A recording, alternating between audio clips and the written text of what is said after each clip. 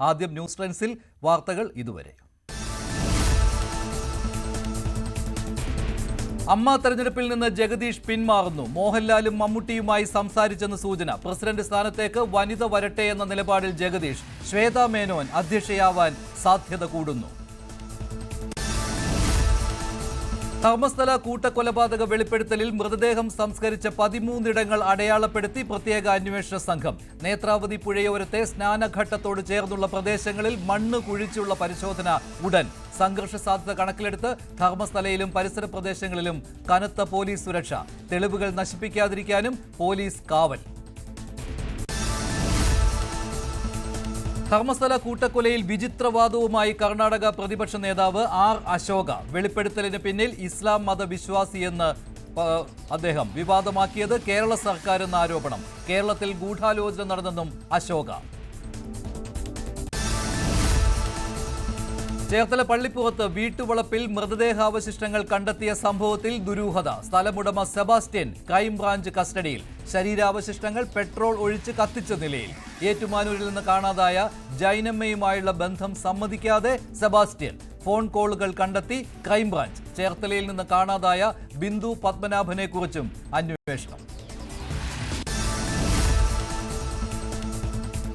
തലസ്ഥാനത്ത് കോടികൾ വിലയുള്ള വീടും വസ്തുവും ഉടമയറിയാതെ മറിച്ചുവിറ്റ കേസിൽ കോൺഗ്രസ് നേതാവ് അറസ്റ്റിൽ. DCC അംഗം അനന്തപുരി മണികണ്ഠൻ പിടിയിലായത് ബംഗളൂരുവിൽ. അമേരിക്കൻ മലയാളിയായ സ്ത്രീയുടെ വീടും സ്ഥലവുമാണ് വ്യാജരേഖയുണ്ടാക്കി മറിച്ചുവിറ്റത്. അറസ്റ്റിന് പിന്നാലെ മണികണ്ഠനെ സസ്പെൻഡ് ചെയ്തു. ഷാർജയിൽ മരിച്ച അതുല്യയുടെ പോസ്റ്റ്മോർട്ടം നടത്തുമെന്ന് അച്ഛൻ. തൂങ്ങിമരണമെന്ന ഫോറൻസിക് പരിശോധനാ ഫലം തള്ളി കുടുംബം. മകൾ സ്വന്തം മനസ്സാലെ ജീവനൊടുക്കില്ലെന്ന് അച്ഛൻ രാജശേഖരൻ പിള്ള. നിയമ പോരാട്ടം തുടരുമെന്ന് പിതാവ്. നിമിഷപ്രിയയുടെ വധശിക്ഷ റദ്ദാക്കാൻ ധാരണയായെന്ന് കാന്തപുരത്തിന്റെ ഓഫീസ്. മാപ്പ് നൽകിയിട്ടില്ലെന്ന് തലാലിന്റെ സഹോദരൻ. പ്രതികരിക്കാതെ വിദേശകാര്യ മന്ത്രാലയം. നിമിഷപ്രിയയെ നാട്ടിലെത്തിക്കാനുള്ള ശ്രമം തുടരുമെന്ന് ചാണ്ടി ഉമ്മൻ. കുടുംബത്തെ അനുനയിപ്പിക്കാനുള്ള നീക്കം തുടരുകയാണെന്ന് യമനിലെ സൂഫി പണ്ഡിതന്റെ ശിഷ്യൻ ജവാദ് മുസ്തഫാവി. മനുഷ്യക്കടത്ത് ആരോപിച്ച് കന്യാസ്ത്രീകളെ അറസ്റ്റ് ചെയ്തതിൽ പ്രതിഷേധം ശക്തമാകുന്നതിനിടെ കേരളത്തിൽ നിന്നുള്ള BJP സംഘം ഛത്തീസ്ഗഡിൽ. അനൂപ് ആന്റണിയുടെ നേതൃത്വത്തിലുള്ള സംഘം ഛത്തീസ്ഗഡ് ഉപമുഖ്യമന്ത്രിയെ കാണും. UDF നേതാക്കളും റായ്പൂരിലേക്ക്. സംഘത്തിൽ ബെന്നി ബെഹനാനും ഫ്രാൻസിസ് ജോർജും NK പ്രേമചന്ദ്രനും.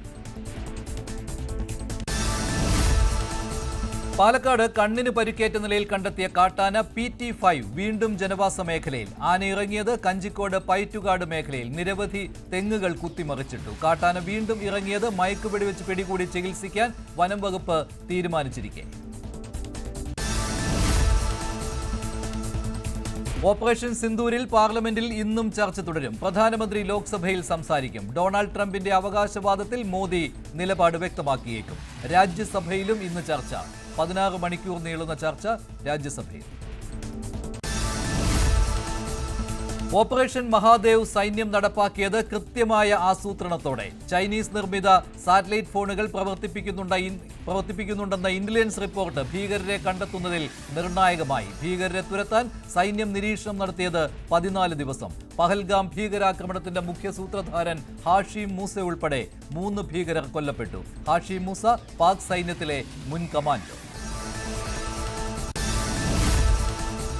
അമേരിക്കയിൽ 2 ഇടങ്ങളിലുണ്ടായ വെടിവെപ്പിൽ 7 മരണം. വെടിവെപ്പുണ്ടായത് ന്യൂയോർക്കിലും നെവാഡയിലും. ന്യൂയോർക്കിൽ 4, നെവാഡയിൽ 3 മരണം. അക്രമികളിൽ ഒരാൾ സ്വയം വെടിവെച്ച് മരിച്ചു. മറ്റൊരാൾ കസ്റ്റഡിയിൽ.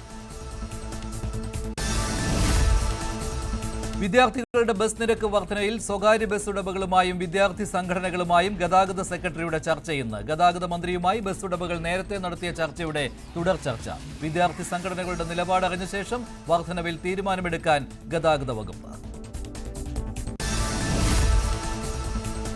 എടവണ്ണ കൊയിലാണ്ടി സംസ്ഥാന പാതയിൽ പിക്കപ്പ് വാൻ നിയന്ത്രണം വിട്ട് മറിഞ്ഞ അപകടം. വാനിലുണ്ടായിരുന്ന 2 പേരും പരിക്കേൽക്കാതെ രക്ഷപ്പെട്ടു. അപകടം മുക്കത്തിനടുത്ത് നോർത്ത് കാരശ്ശേരിയിലെ മാടാമ്പുറം വളവിൽ. പ്രദേശത്ത് അപകടം പതിവാണെന്നും റോഡ് നിർമ്മാണത്തിലെ അശാസ്ത്രീയതയാണ് കാരണമെന്നും നാട്ടുകാരുടെ പരാതി.